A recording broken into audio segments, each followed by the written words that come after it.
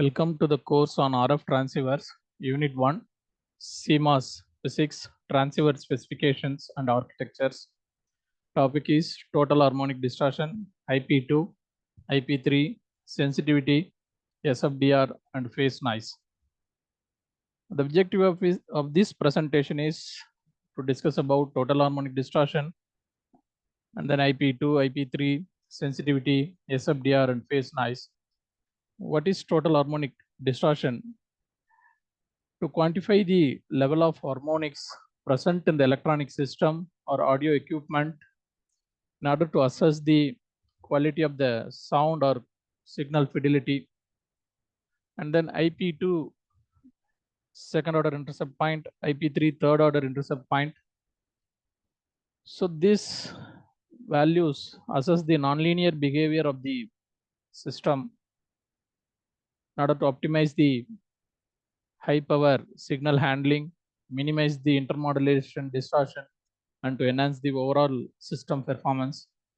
Then sensitivity, we know that sensitivity is the minimum power that is required for proper operation of the system. So the goal is to improve the receiver's ability to detect and amplify the weak signal accurately. Then finally ensuring the optimal performance in the communication and wireless application. SFDR, spurious free dynamic range. Here we measure and optimize the SFDR in electronic system to assess their ability to handle the high amplitude signal without introducing unwanted spurious components, ensuring the very high dynamic range and signal quality. Phase noise, to quantify and reduce the random fluctuations in the phase of the oscillator or signal source, then ensuring the high signal integrity, improved spectral purity, then reliable performance in various electronic systems, including communication, radar, and precision timing application. Harmonic distortion. So when we have a nonlinear system, if the system is nonlinear, then say x of t is the input, the corresponding output is y of t. We know that any nonlinear system will have response like this, say alpha 1 xt, alpha 2 x square of t plus alpha 3 x cube of t. So any nonlinear system will have response like this. So when we apply a sinusoidal signal as input to the nonlinear system, what will be the response at the output of the nonlinear system? For example, our input is a sinusoidal signal a cos omega t. Then once if you apply in this formula, we get the first term as it is. Then second term is alpha 2 a square cos square omega t. Third term is alpha 3 a cube cos over 3 omega t. Then cos square omega t can be written as 1 plus cos 2 omega t by 2. Similarly, cos cube omega t can be expanded like 1 by 4 times of 3 cos omega t plus cos 3 omega t. Then we are separating the DC component and the component with the frequency omega, component with the frequency 2 omega and 3 omega and so on. So now here the fundamental component is omega. In our case, omega is the fundamental frequency, but once if you give this signal omega to the nonlinear system, at the output we are getting omega as well as multiples of omega, say 2 omega, 3 omega and so on. These 2 omega, 3 omega and all we will call it as harmonics for the corresponding fundamental frequency omega. So anyhow, we will be operating with some bandwidth. If our bandwidth is such a way that it is within the limit of omega, if 2 omega, 3 omega falls outside our bandwidth, then it will not make much problem to us, or otherwise we have to consider the effect of harmonic distortion. Harmonic distortion in RF transceivers. RF transceivers are critical components in the wireless communication system where it is converting the given analog signals to the radio frequencies so that it can be easily transmitted on the antenna and also vice versa at the receiver opposite side. So in this process, if the system is non-linear, then we have seen that it introduced the harmonic distortion. So that the harmonic distortions in the RF transceiver refers to the generation of unwanted harmonic frequencies during the signal processing. So what are all the reason for harmonic distortion? Mainly nonlinear component. So we know that in communication we use amplifier and mixers. So though we are operating the amplifier at the linear stage, when our signal level is high, it may go into the nonlinear region, and then mixer is also a nonlinear device. So these devices can introduce the nonlinear components, that means higher order harmonics. And high input power also can cause the nonlinearity because a particular system having a response say like this. So this region, this particular region, we will call it as a linear region. So once if you operate in this, if your signal power is within this level, say this is input signal power and then output signal power. If input power level is within this area, then you'll get correspondingly without any distortion, you'll get output. If the input power is beyond the certain level, then again it enters into the nonlinear region. So high input power is also the can create the harmonic distortion. Then insufficient filtering. Okay, as I already told that when we are operating with certain bandwidth, usually the higher order frequency will go out of band. But if this filtering operation is not proper, maybe the signal from harmonic signals may also enter into our bandwidth of the system. So insufficient filter may also lead to the harmonic distortion in the RF transceivers. Impact of harmonic distortions in the RF transceivers. Signal quality degradation. As we know that harmonics can interfere with the desired RF signal, leading to the degradation in the communication system performance. And then problem of spectral purity. So presence of harmonics can violate the regulatory emission requirements. Say we are operating at omega as per our regulatory requirement. So we 2 omega, there may be some other communication operating at 2 omega, but unnecessarily or due to the nonlinearity effect, we are creating the 2 omega that may interfere with another communication system. So this is the spectral purity issues. And then crosstalk and interference. Okay, so that these harmonics may interfere with the actual signal that is see these 2 omega may be the frequency for some operation, some carrier frequency. So as I am operating at omega, knowingly or unknowingly I'm creating 2 omega that will interfere with the another communication system. It leads to the crosstalk and interference. Mitigation technique for harmonic distortion. We can use linearization technique, band pass filtering, proper component selection, output filtering, or a system design optimization. Next, IP2 and IP3. IP2 means second order intercept point, IP3 third order intercept point. Apart from the nonlinearity issues, there is a device called mixer in communication system. Whenever we give two different frequency to the mixer, say for example, the frequency omega 1 and then omega 2, at the output of the mixer, we will get omega 1 plus or minus omega 2, the mixing of the two frequency. Again, apart from this, again, if you introduce nonlinearity here, this term along with the fundamental component, this term maybe we'll get this higher order terms also, square, cube, like that. So now let's take two signal, one with frequency omega 1 and then omega 2. When we combine the signal and pass it through a nonlinear device, the response goes like this. Only we have taken order up to 2, sorry, order up to 3. Then after the expanding this equation, we get a signal at 2 omega 1 plus or minus omega 2, 2 omega 2 plus or minus omega 1. That means apart from omega 1 and omega 2, okay, we are getting these components at the output side.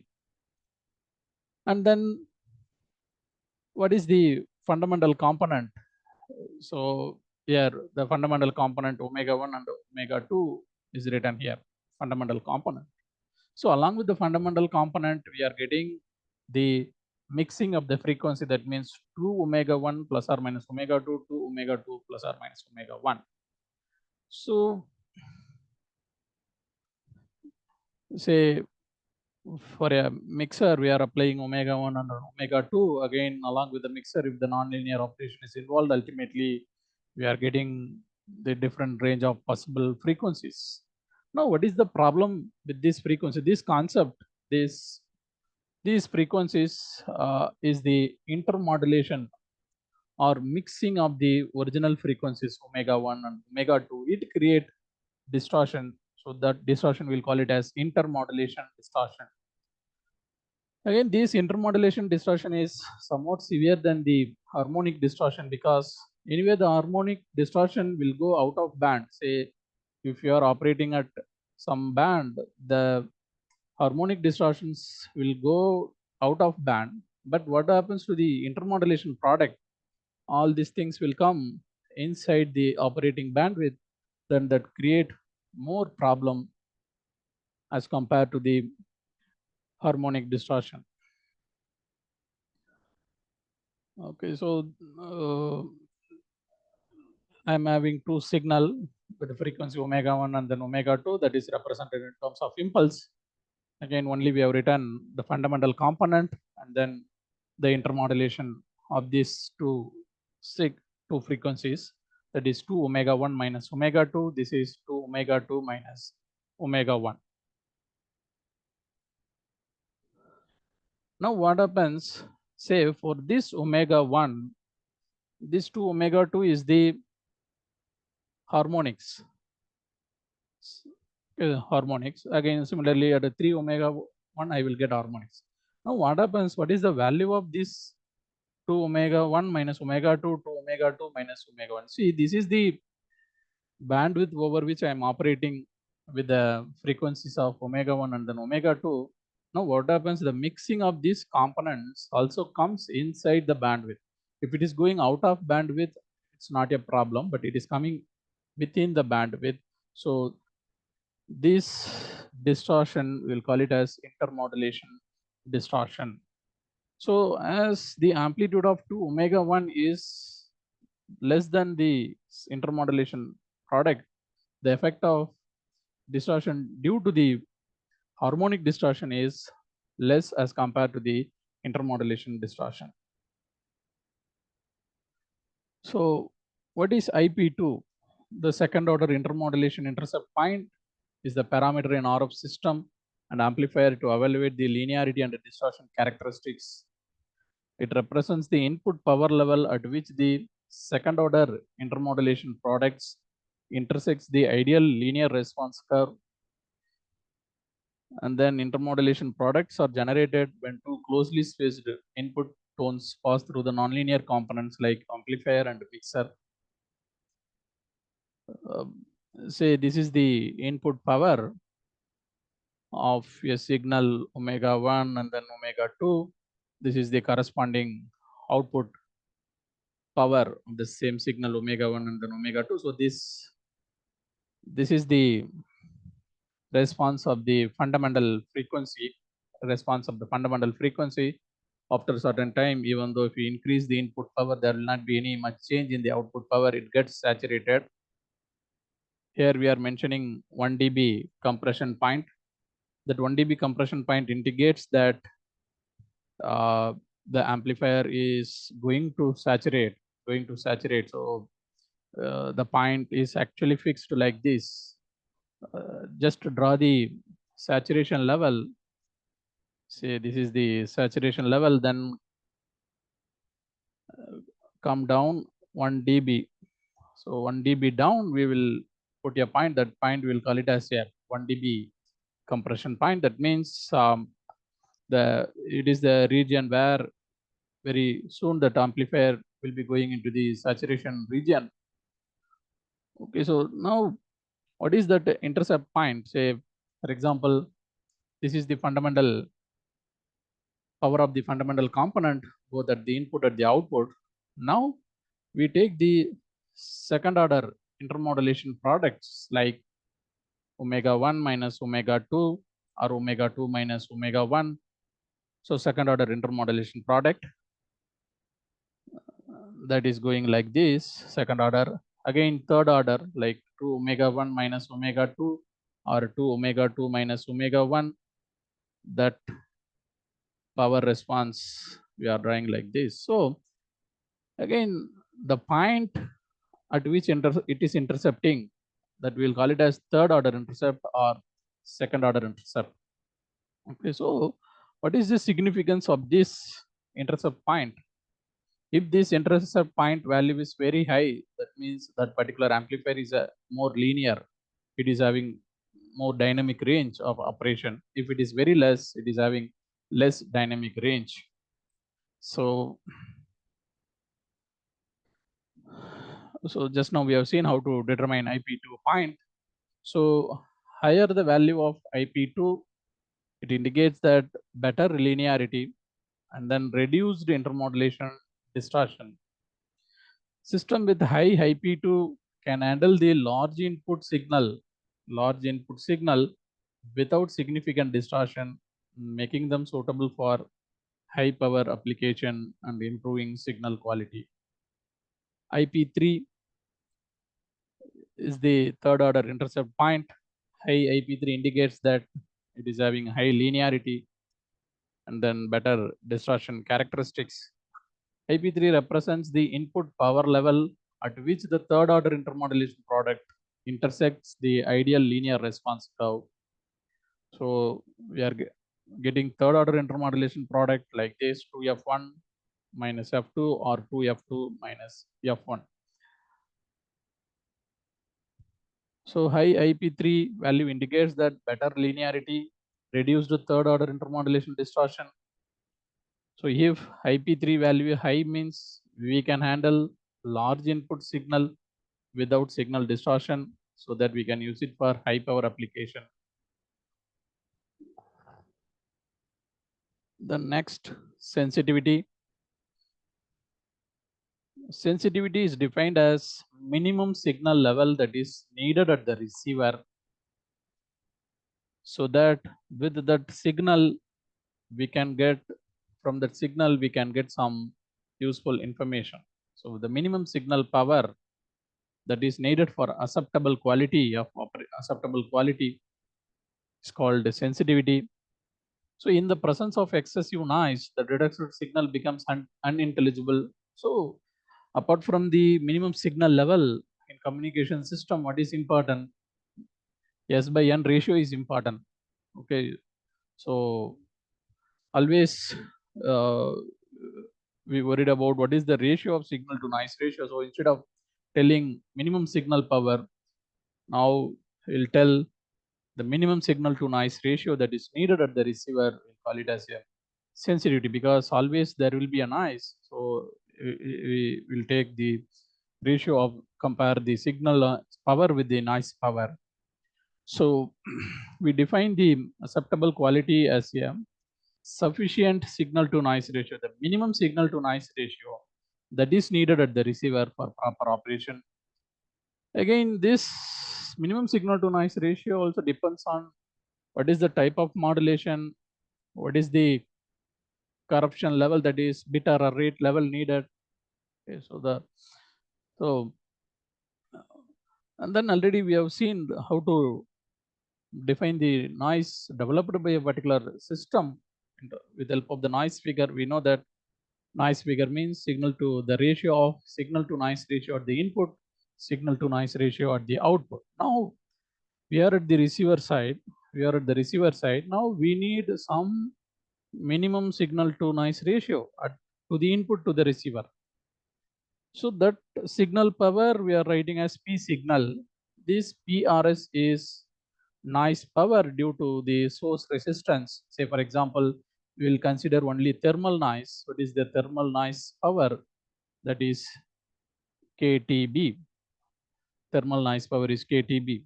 Okay, so or if you include other noises, we have to calculate the what is the noise power. So P signal is the signal power, PRS is the noise power, then SNR at the output, SNR at the output, signal to noise ratio at the output. Okay, so this we will rearrange. We will take this SNR to the left side. T by RS comes down again, we can take to the left side. So we can write like this: P signal is equal to PRS NF noise figure and signal to noise ratio of the output. Okay, so again, then the total signal power is PRS NF SNR, then bandwidth. That means while calculating the signal power, we'll get KTB, then we'll multiply with the bandwidth of the system. Then what happens? This is the power per frequency. This is the power per frequency. Again, you know what is the value of KT. K is the Boltzmann constant, and then temperature in degree Kelvin. We substitute, we'll get minus 174 dBm per hertz. Then noise figure, SNR minimum. Again, everything we are writing in terms of log, so 10 log D. Okay. Then if this SNR is minimum, then we will call that corresponding power as sensitivity power. So P sensitivity is equal to minus 174 dBm per hertz. Noise figure 10 log B SNR minimum. So just by putting SNR value, minimum SNR value, we can calculate what is the sensitivity power level. The first three term we will call it as noise floor. First three term we will call it as noise floor. Then because of this, that power level will increase. See, in communication system, always the noise floor will be mentioned like this: noise floor. That means power of the noise. So the noise floor depends on these three factors. Then if you increase SNR minimum, if the signal power is more, again, so again we'll mention like P sensitivity. So any power that is greater than P sensitivity, so that if the power level is greater than sensitivity power, again that system will work properly. Next, spurious free dynamic range. Dynamic range is defined as the maximum input level that a receiver can tolerate divided by the minimum input level that it can detect, that is sensitivity. Say this is the maximum level, and then minimum level, sensitivity level. The difference between these two, we'll call it as dynamic range, or here that is SFDR, spurious free dynamic range. So spurious free dynamic range is an important parameter used to evaluate the dynamic range and linearity of the RF system, particularly in high performance communication and measurement application. It measures the ability of the system to distinguish between the desired signal and unwanted signals generated during the signal processing. It is expressed in dBc, decibels relative to the carrier, and represent the difference in power level between the desired signal and the highest level of spurious signals in the system. So spurious signals are undesired harmonics or intermodulation product. Already we have seen the disturbance is mainly from intermodulation product or from the harmonics. So that signals, we'll call it as spurious signals. It mainly arises due to the nonlinear behavior of the RF components in the amplifiers and mixers. So the higher value of SFDR indicates that the better ability to reject spurious signals and maintain the signal integrity in the presence of strong unwanted signals. SFDR is crucial in applications where we need accurate signal processing and minimal distortions are required, such as in high quality communication system, radar, high resolution analog to digital converters. Phase noise. Phase noise means random fluctuations of the carrier phase. See, mostly with help of the local oscillator, we will be generating the carrier. That carrier must have the carrier must have a fixed frequency, and phase depends on the time. Say, for example, I'm generating some frequency cos 2 pi fct. Maybe I may start with some phase pi, so initial phase. So always the signal, the carrier signal must be like this. There should not be any change in the frequency, or there should not be any changes in the pi. In the beginning, it has to be like this, but over a period of time, as t varies, overall phase may vary, but this pi should not vary with respect to time. So what happens if these parameters are changing? So it creates the random fluctuations in the carrier phase. That means either fc varies or pi varies. Ultimately, it produces the fluctuations in the phase, because usually the phase will be varying from 0 to 2 pi at some rate, again 0 to 2 pi, 0 to 2 pi. If there is any changes here, again the rate at which it is changing will be varied, so it produces the random variations in the overall carrier phase in an oscillator or local oscillator signal. So it arises due to noise in active devices, frequency dividers, and then local oscillators. So mostly in oscillators, frequency synthesizers, we will be using frequency dividers along with the active devices. So this is measured in dBc per hertz, representing the power spectral density of phase fluctuations relative to the carrier power. Okay, so say for example, we want to generate the carrier at a certain frequency. Then what is the offset frequencies it is generating? Say it is generating other frequencies with a certain power level, with a less power level actually. So this is the phase noise. So impact of phase noise, signal quality degradation. So phase noise can cause jitter and phase fluctuations, ultimately degrading the quality of transmitted and received signal. Then EVM and BER performance. EVM means error vector magnitude. BER means bit error rate. We know that at the receiver side, we need proper synchronization. If the synchronization is not proper, we cannot recover the original signal. If the synchronization is poor, the received signal may be corrupted, so that we cannot detect the original signal. So it may increase the error vector magnitude. That means the distance between the original signal at the transmitter side, the received signal at the receiver side. So if it increases, there is the possibility of error. So ultimately leads to the bit error rate. And then there is the problem of spectral regrowth. Phase noise can result in spectral regrowth, causing interference and violating the regulatory emission requirements, because If our system is operating at FC, we should not create other frequencies near FC. Mitigation technique for phase noise. High quality oscillators use low phase noise, stable and temperature compensated oscillators for LO generation. Phase locked loop. Implement the PLL based frequency synthesis to reduce the phase noise effects, noise filtering, noise optimization.